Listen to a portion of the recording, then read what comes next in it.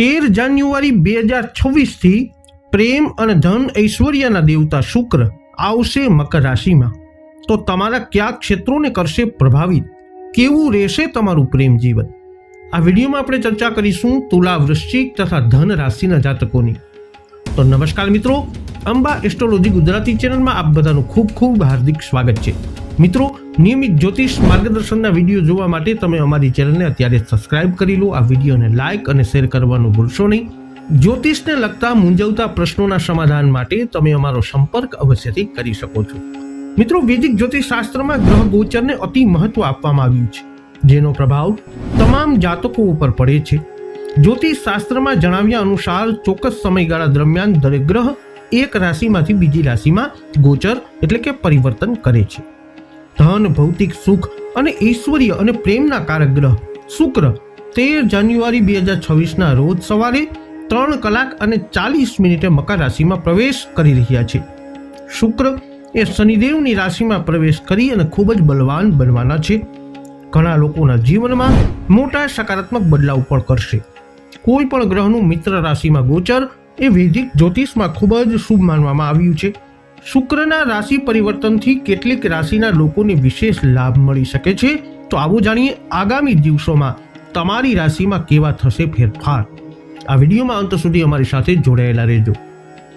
સર્વપ્રથમ ચર્ચા કરીશું જેમના નામના અક્ષરો હોય છે ર અને ત, તુલા રાશિના જાતકોની. તુલા રાશિના જાતકોની કુંડળીમાં શુક્ર તમારા પ્રથમ એટલે કે લગ્ન ભાવ અને 8મા ભાવના સ્વામી છે અને હવે તમારા 4થા ભાવમાં ગોચર કરશે. પરિણામે તમને અણધાર્યા નાણાકીય લાભનો અનુભવ થશે. વધુમાં જોઈએ તો મકર રાશિમાં શુક્રના ગોચર દરમિયાન તમારી ઈચ્છાઓ પૂર્ણ થશે અને તમે તમારા સુખ સુવિધાઓમાં વધારો કરી શકશો. તમારા કરિયરમાં તમને નવી નોકરીની તકો મળશે, જે તમને સંતોષ અને ખુશી બંને આપશે. વ્યવસાયમાં તમને નવા સાહસો શરૂ કરવાની તકો મળશે, જે તમને સંતોષ અને સારો નફો લાવશે. કેટલાક તુલા રાશિના લોકો કૌટુંબિક વ્યવસાયમાં જોડાઈ શકે છે. તમારા નાણાકીય જીવનમાં તમે નોંધપાત્ર સંપત્તિ, કમાઈ અને તમારી ઈચ્છાઓ પૂર્ણ કરી શકશો. પ્રેમની દ્રષ્ટિએ જોઈએ તો આ વ્યક્તિઓ તેમના જીવન સાથી સાથેના સંબંધોમાં ખુશી જાળવી રાખવાનો પ્રયત્ન કરશે, સતત આનંદ સુનિશ્ચિત કરશે. આ તમારા સંબંધોને મજબૂત બનાવશે. તમારે સ્વાસ્થ્યની વાત કરીએ તો તમારી આંતરિક ઉર્જા અને હિંમત તમને મજબૂત રાખશે. હવે વાત કરીશું જેમના નામના અક્ષરો હોય છે ન અને ય, વૃશ્ચિક રાશિના જાતકોની. વૃશ્ચિક રાશિના જાતકો માટે તમારા 7મા અને 12મા ભાવના સ્વામી શુક્ર હવે તમારા 3જા ભાવમાં ગોચર કરવાના છે.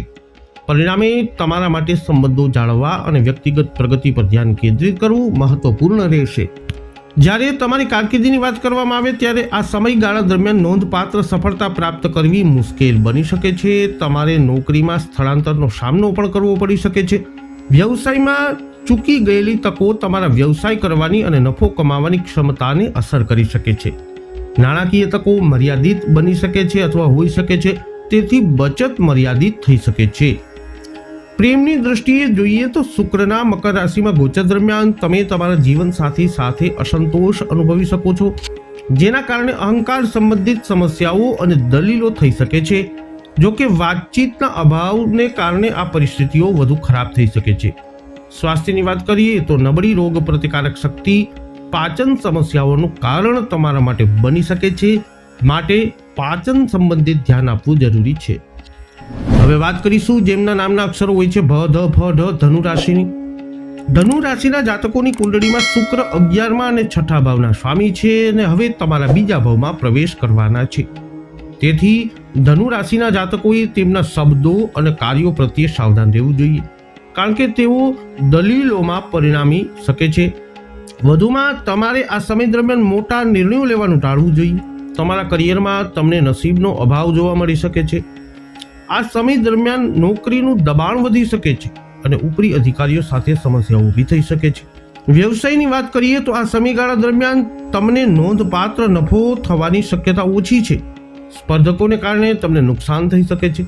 મર્યાદિત નાણાકીય આવક તમારી બચત પર પણ અસર કરી શકે છે. તમારી પ્રેમ જીવનમાં તમારા જીવન સાથી સાથેના સંબંધોમાં ખુશીઓનો અભાવ આવી શકે છે.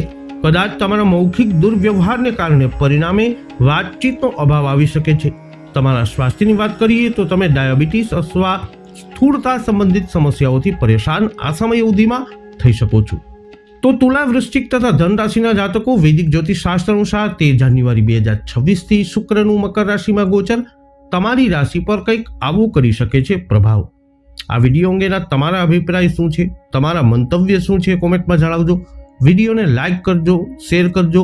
હજુ સુધી આપે અમારી ચેનલને સબસ્ક્રાઇબ ન કરી હોય તો અવશ્ય કરી લેજો. ફરી મળીશું નવા વિડીયોમાં. જય અંબે.